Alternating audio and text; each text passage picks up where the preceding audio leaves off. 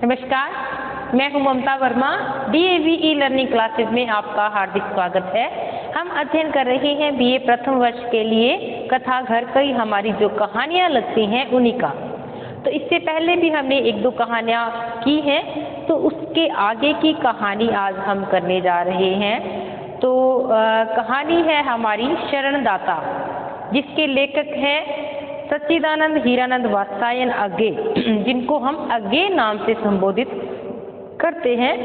वैसे तो ये प्रयोगवादी कवि माने जाते हैं सच्चिदानंद हीरानंद वात्स्यायन अज्ञे, लेकिन कहानियां भी इनकी जो मिलती हैं जितनी भी, वो मनोवैज्ञानिक धरातल से जुड़ी हुई कहानियां इनकी हमें मिलती हैं। तो आज एक इनकी कहानी है शरणदाता, हम उसका अध्ययन करेंगे, उसको समझेंगे कि कहानी की खास बात क्या है इसकी विशेषता।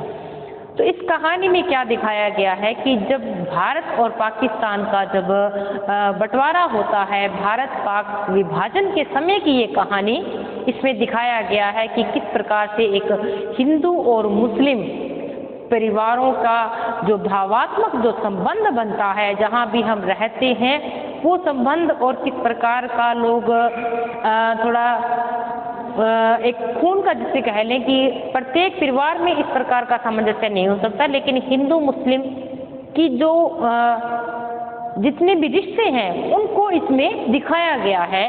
भारत पाक विभाजन पर ये आधारित ये कहानी है उस समय की। तो इस कहानी को पढ़ने से पहले हम पहले इन लेखक परिचय प्राप्त कर लें अज्ञे जी का। तो सच्चिदानंद वात्स्यायन अज्ञे का जन्म हुआ है 1911 में, इनका जन्म होता है और देहावसान है इनका 1987 ईस्वी में। हिंदी साहित्य के इतिहास में अपनी तरह की विरल और अद्वितीय प्रतिभा के धनी अज्ञे ने अपने साहित्यिक जीवन में जिस विधा में लिखा वह ऐतिहासिक, उल्लेखनीय और सार्थक ही लिखा है। इन्होंने गद्य के क्षेत्र में इनका अधिक योगदान नहीं मिलता, लेकिन जितना भी इन्होंने लिखा है वो बहुत ही लोकप्रिय रहा है और एक मनोवैज्ञानिक पृष्ठभूमि को आधार बनाकर ही इन्होंने लिखा है। वे कवि भी हैं, रचनाकार, यात्रा लेखक, आलोचक और पत्रकार, अनुवादक और नाटककार थे।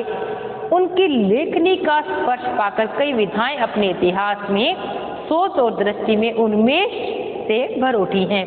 वे हिंदी के लीक विद्रोही, आधुनिकता और सृजनात्मकता के संयोग का अनुपम उदाहरण है। उन्हें प्रयोगवादी काव्य का उन्नायक भी कहा जाता है। हमने अभी बात की थी कि ये इनकी मुख्य पहचान तो है प्रयोगवादी कवि के रूप में, कि इन्होंने सप्तक का संपादन किया था, 4 सप्तक का।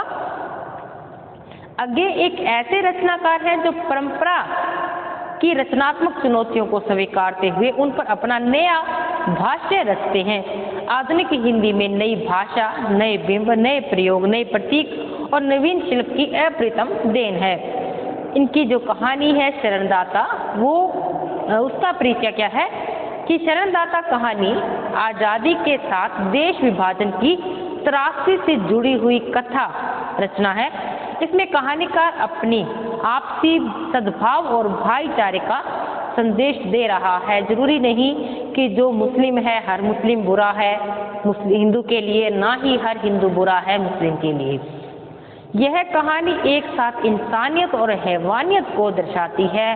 हमें अभी बात इसी बारे में भी बात की कि किस प्रकार से देखते हैं कि कितनी इंसानियत बचती है हिंदू के साथ। हिंदू की तो ठीक है, लेकिन एक किस प्रकार से एक मुस्लिम परिवार हिंदू के प्रति इंसानियत दिखाता है, और दूसरी ओर किस प्रकार से एक जो परिवार है उसकी हैवानियत इसमें देखने को मिलती है। साथ साथ ही मानवतावादी आचरण इस कहानी का संदेश है। इस कहानी का मुख्य संदेश क्या है? मानवतावादी दिखाया गया है इसमें। शरणदाता कहानी क्या है कि दो मित्रों की कहानी है। मित्र है हिंदू मित्र है देविंदर लाल जी, और जो मुस्लिम मित्र है रफीकुद्दीन, ये वकील हैं। और इनकी ही कहानी शुरू होती है कि इन दोनों परिवारों में कैसी इंसानियत दिखाई गई है। यह कभी नहीं हो सकता देविंदर लाल जी, रफीकुद्दीन वकील की वाणी में आग्रह था। इसमें क्या है कि देविंदर लाल जी है और रफीकुद्दीन है, एक जगह पर रह रहे हैं। हिंदू मुस्लिम परिवार इकट्ठा पास पास पड़ोस में है और इनमें खूब भाईचारा है। लेकिन जब भारत और पाकिस्तान का जब विभाजन की त्रासदी की बात आती है तो जगह जगह पर जितने भी मुसलमानों के मोहल्ले में हिंदुओं को देखा जा रहा है तो उनको काटा जाता है या उन पर अत्याचार किए जाते हैं। तो इसी समय क्या है कि जो मुस्लिम परिवार है रफीकुद्दीन अपने मित्र हैं जो देवेंद्र लाल जी, उनको अपने घर में शरण देते हैं। कहानी का नाम भी शरणदाता है। अपने घर में शरण देते हैं तो वो वहीं डरते हैं कि कहीं हमारी वजह से, देवेंद्र लाल जी डरते हैं कि हमारे कारण कहीं आप पर आंच न आ जाए, आप पर कोई हमला न हो जाए। यही बात यही चल रही है। रफीकुद्दीन वकील की वाणी में आग्रह था, चेहरे पर आग्रह के साथ चिंता और कुछ व्यथा के भाव थे। उन्होंने फिर दोहराया, यह कभी नहीं हो सकता देवेंद्र लाल जी। देवेंद्र लाल जी ने इनके इस आग्रह को जैसे कबूलते हुए अपनी लाचारी जताते हुए कहा कि सब लोग चले गए, आपसे मुझे कोई डर नहीं है। इसमें क्या कहते हैं देवेंद्र लाल जी, क्या कहते हैं कि सारे लोग चले गए हैं, हिंदू कहीं ना कहीं अपनी शरण को ढूंढ रहे हैं, लेकिन मुझे आपसे फिर भी वो एक निश्चिंत रहता है देवेंद्र लाल जी की रफीकुद्दीन के घर पर मुझे कोई भी डर नहीं है, बल्कि आपका तो सहारा ही है। लेकिन आप जानते हैं एक बार लोगों को डर जकड़ लेता है और भगदड़ पड़ जाती है, तब फिजा ही कुछ और हो जाती है। कोई हर किसी को शुभे की नज़र से देखता है और खामखा दुश्मन हो जाता है। आप तो मोहल्ले के सरवरा हैं, पर बाहर से आने जाने वालों का क्या ठिकाना है।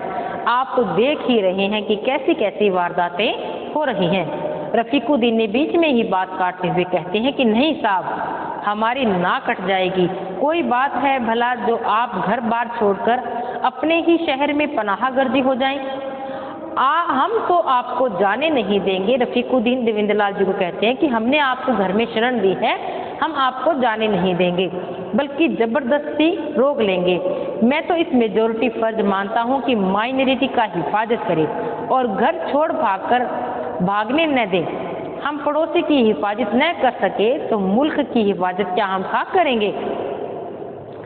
पर मुझे पूरा यकीन है कि बाहर की तो खैर की बात क्या है, पंजाब में ही कोई हिंदू भी जहां बहुतायत है ऐसा ही सोच कर रह रहे होंगे।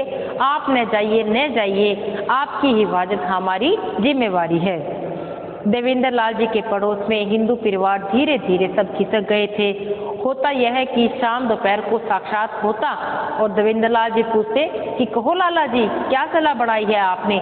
वे उत्तर क्या देते हैं कि क्या सलाह बनानी थी, यहीं रह जाएंगे, देखी जाएगी। लेकिन शाम को ही या अगले दिन सवेरे देवेंद्र लाल जी देखते हैं कि वह परिवार जरूरी सामान लेकर चुपचाप यहाँ से खिसक गए हैं। कोई लाहौर से बाहर चला जाता है, कोई लाहौर में ही हिंदुओं के मोहल्ले में, और अंत में यह परिस्थिति आ गई है कि अब उनके दाहिनी और 4 मकान खाली छोड़कर एक मुसलमान गुज्जर का अहाता पड़ता है, जिसमें एक गुज्जर की भैंसें और दूसरी और कई छोटे मोटे मुसलमान कारीगर रहते हैं। बाईं ओर देवेंद्र जी और रफीकुद्दीन के मकानों के बीच कई मकान खाली पड़े हैं और रफीकुद्दीन के मकान के बाद मोजंग का अड्डा पड़ता है, जिसके बाद तो विशुद्ध मुसलमानी बस्ती है। देवेंद्र लाल और रफीकुद्दीन में पुरानी दोस्ती थी, एक एक आदमी के जाने से उनमें चर्चा होती थी। अंत में जब देवेंद्र लाल जी ने जताया कि अब भी वह भी चले जाने की बात का विचार कर रहे हैं, तो रफीकुद्दीन को बहुत ही धक्का लगता है इस बात से और व्यथित स्वर में कहते हैं कि देवेंद्र लाल जी आप भी। रफीकुद्दीन का आश्वासन पाकर देवेंद्र लाल जी रह जाते हैं उन्हीं के ही घर में। अब यह तय हुआ कि अगर खुदा न करे कोई खतरे की बात हुई तो रफीकुद्दीन उन्हें पहले ही खबर कर देंगे, क्योंकि रफीकुद्दीन तो बाहर घूम सकते थे, वो मुसलमानों की बस्ती थी, लेकिन देवेंद्र लाल जी बाहर नहीं निकल सकते थे। सारी जानकारी वो देवेंद्र लाल जी को घर में ही दे देते थे। देवेंद्र लाल जी की स्त्री कुछ दिन पहले ही जालंधर मायके में गई हुई है। उसने लिख दिया कि अभी न आए, वहीं रहे जहां पर है, और रह गए देवेंद्र लाल जी और उनका नौकर है एक पहाड़िया संतू नौकर, वो भी उनके साथ है। किंतु व्यवस्था बहुत दिन तक नहीं चली। चौथे ही दिन सवेरे उठकर उन्होंने देखा कि संतू भी भाग गया है, उनका नौकर है वो भी हिंदू है पहाड़िया, और उन्होंने देखा कि 4 दिन बाद वह भी डरते चला जाता है।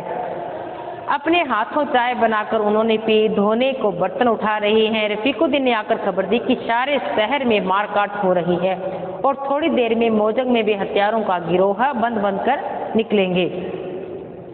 कहीं जाने का समय नहीं है, देवेंद्र लाल जी अपना जरूरी और कीमती सामान ले लें और उनके साथ घर चल चलें। यह बला टल जाए तो फिर लौट आएंगे। कीमती सामान कुछ नहीं था, गहना छन्ना सब स्त्री के साथ जालंधर चला गया था। रुपया थोड़ा बहुत बैंक में था, आदि ज्यादा फैलाव कुछ उन्होंने नहीं किया था। यूँ तो गृहस्थ को अपनी गृहस्थी की हर चीज जरूरी मालूम होती है।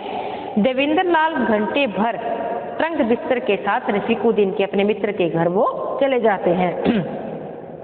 ज्यादा कीमती सामान तो कुछ था नहीं और गहना छन्ना सब उनकी स्त्री साथ ही लेकर गई थी।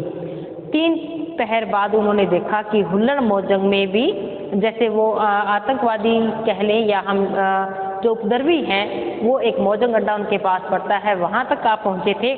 शाम होते होते भी निर्निमेष आंखों से, यानी कि अपलक होकर लगातार आंखों के सामने ही अपने घर का ताला तोड़ा गया और जो कुछ था लूट लिया गया। रात को जहां तहां लपटें उठने लगी, भादों की उमस और धुआं खाकर भी गलघोटू हो गई थी। रफीकुद्दीन की आंखों में परायज लिए चुपचाप देखते हुए केवल एक बार उन्होंने यह कहा कि यह भी दिन देखने को आजादी के नाम पर, या अल्लाह। लेकिन खुदा जिस घर से निकालता है उसे गली में भी पनाह नहीं देता। देवेंद्र लाल घर से तो बाहर निकल ही नहीं सकते थे। रफीकुद्दीन ही आ जा सकते थे क्योंकि वो बस्ती क्या थी, मुसलमानों की बस्ती थी। काम करने का तो वातावरण ही नहीं था। वे घूम घाम आते थे, बाजार तक आते और शहर की खबर ले आते थे, देवेंद्र को सुनाते, फिर दोनों देर तक देश के भविष्य की आलोचना किया करते थे। देवेंद्र ने पहले तो लक्ष्य नहीं किया, लेकिन बाद में वो पहचानने लग गए थे कि रफीकुद्दीन की बातों में कुछ चिंता का और कुछ भय और पीड़ा का स्वर था, जिसे वह नाम नहीं दे सकता था। क्योंकि रफीकुद्दीन के घर में देवेंद्र लाल जी रह रहे हैं तो उनको एक बार भी तो नहीं लगता कि उनको कुछ चिंता है, लेकिन धीरे धीरे लगने लग गया कि अब रफीकुद्दीन है, उनको भी थोड़ी चिंता होने लगी थी कि घर में हमने देवेंद्र लाल जी को पनाह दे रखी है तो न जाने कब क्या हो जाए। उनको जिसको नाम नहीं दे सकते थे वो थी, या हम कह लें थकान है, या उदासी है, विरक्ति है, या पराजय है, न जाने। शहर तो वीरान हो गया था, जहां तहां लाशें पड़ी थी, घर लुट रहे थे सभी के और अब जल रहे थे। शहर के एक नामी डॉक्टर के पास कुछ प्रतिष्ठित लोग गए थे, वहां प्रार्थना लेकर कि मोहल्ले में जावें, और उनकी सब लोग इज्जत करते थे, इसलिए उनके साथ समझाने का अक्सर होगा, मरीज को भी वे देख लेंगे। लेकिन वे 2 मुसलमान नेताओं के साथ निकले। 2-3 मोहल्ले घूमकर मुसलमानों की बस्ती में जब वो एक मरीज को देख रहे होते हैं, स्टेथोस्कोप निकालकर जब मरीज पर झुके तो पीछे से किसी मुसलमान ने उनके ऊपर छुरा घोंप दिया। हिंदू मोहल्ले में रेलवे में एक कर्मचारी ने बहुत से निराश्रितों को अपने घर में जगह दी थी, जिनके घर बार सब लुट चुके थे। पुलिस को उनको खबर दी कि वे निराश्रित उसके घर टिके हैं और हो सके तो उनके घरों और माल की हिफाजत की जाए। पुलिस ने आकर शरणागतों के साथ उसे और घर की स्त्रियों को गिरफ्तार कर लिया और ले गई। पीछे घर पर हमला हुआ, लूट हुई और उस घर में आग लगा दी गई। 3 दिन बाद उसे उसके परिवार को थाने में छोड़ा गया और हिफाजत के लिए हथियार बंद जो पुलिस वाले की जो 7 सिपाही उनके आए। थाने से 50 कदम के फासले पर पुलिस वालों ने अचानक बूंद उठाकर उसके परिवार पर गोलियां चला दी और वह और 3 स्त्रियां मारी गई। उसकी मां और स्त्री घायल होकर सड़क पर गिर पड़ी। इसमें क्या दिखाया है कि एक जो पुलिस वाले जिनको हम हिफाजत जिनसे अपने कर सकते हैं, वो भी अगर ये मुसलमान है तो उनमें भी ये वैमनस्य की जो भावना है दिखाई गई है। विषाक्त वातावरण, द्वेष, घृणा की चाबुक से तड़फड़ाते हुए हिंसा के घोड़े, विष मिलाने को, संप्रदायों को अपने संगठन, उसे भड़काने को पुलिस और नौकरशाही। देवेंद्र लाल को अचानक लगता कि वह अब रफीकुद्दीन ही गलत हैं कि जो उनको लिए बैठे हैं। कि बैठे हुए हैं सब, जबकि सब कुछ भड़क रहा था, उफल रहा है, जुलस और जल रहा है, और वे लक्ष्य करते कि अस्पष्ट स्वर जो रफीकुद्दीन की बातों में पाते थे धीरे धीरे कुछ स्पष्ट होता जाता है। एक लज्जित सी रुखाई का स्वर उनमें दिखाई देता है। हिंदुस्तान पाकिस्तान की अनुमानित सीमा के पास एक गांव में कई सौ मुसलमानों ने सिखों के गांवों में शरण पाई। जो मुसलमान हैं उन्होंने सिखों के गांवों में शरण पाई। अंत में जब आसपास के गांव और अमृतसर शहर के लोगों के दबाव में उस गांव के लिए फिर आसन्न संकट की स्थिति पैदा कर दी, तब गांव के लोगों ने अपने मेहमानों को अमृतसर स्टेशन पर पहुंचाने का निश्चय किया, जहां से वे सुरक्षित मुसलमान इलाके में जा सकें, और 200-250 आदमी कृपाने लेकर उन्हें घर में घेर में स्टेशन पहुंचाए। किसी को कोई क्षति नहीं पहुंची कि इस प्रकार से उन्होंने हिफाजत की है। यही घटना सुनकर रफीकुद्दीन ने कहा कि आखिर तो लाचारी होती है, अकेले इंसान को झुकना ही पड़ता है।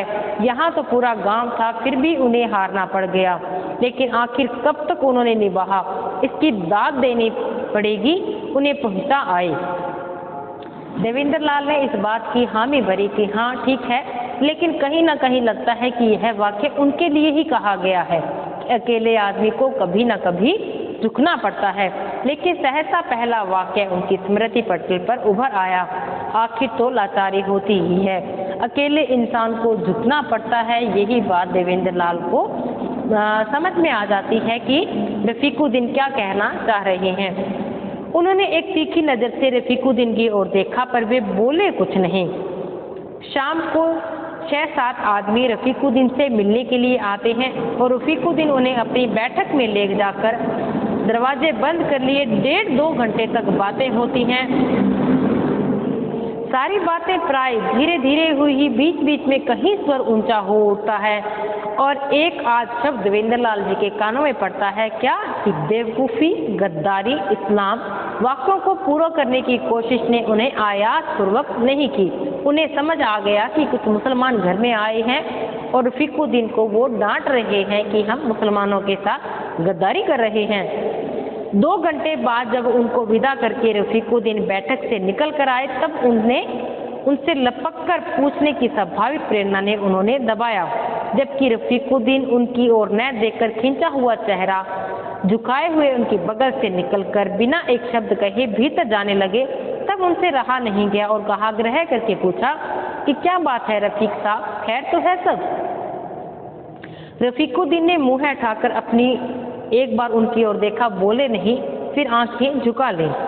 अब देवेंद्र लाल ने कहा कि मैं समझता हूं कि मेरी वजह से आपको जलील होना पड़ रहा है और खतरा उठाना पड़ रहा है, सो अलग लेकिन आप मुझे जाने दीजिए, मेरे लिए अपनी जान है, उसे जोखिम में मत डालिए। आपने जो कुछ किया है मेरे लिए, उसके लिए मैं आपका शुक्रगुजार हूँ, आपका मैं एहसानमंद रहूँगा। तो फिर रफीकुद्दीन जी ने दोनों हाथों से रफीकुद्दीन ने दोनों हाथ हैं देवेंद्र लाल जी के कंधों पर रख दिए और कहा कि देवेंद्र लाल जी, उनकी सांसें तेज चलने लग गई। फिर वो सहसा भीतर जाता है और बताते हैं कि ऐसा कोई बात नहीं, लेकिन फिर भी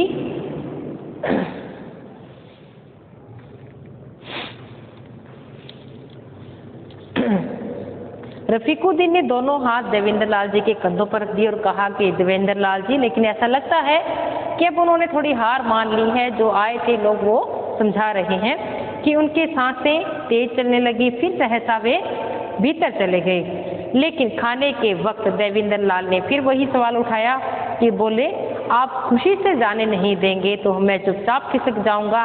आप सच सच बतलाइए कि आपने उनसे क्या कहा। फिर वो क्या कहते हैं आगे, ये जो कहानी है इसको आज हम यहीं तक करते हैं। तो इसी कहानी को हम निरंतर पढ़ेंगे आगे की क्लास में। तब तक के लिए धन्यवाद।